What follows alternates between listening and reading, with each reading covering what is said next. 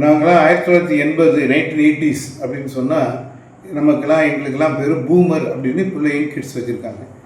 1990க்கு பிறகு பிறந்தவர்களுக்கு gen alpha அப்படின்னு பேர்.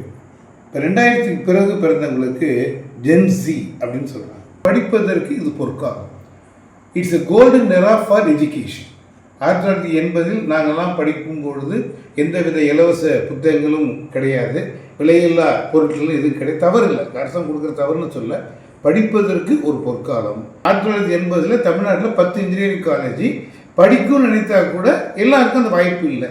இப்போ ஒரு பக்கம் மகிழ்ச்சியாக இருக்குது, உயர்கல்வியில் எல்லாருக்கும் யார் எந்த மார்க்கை எடுத்தாலும் சீட்டுங்கிறது உறுதி, படிப்பதற்கு சீட்டு கிடைக்குது. ஆனால் வேலைக்கு இது பொற்காலமா?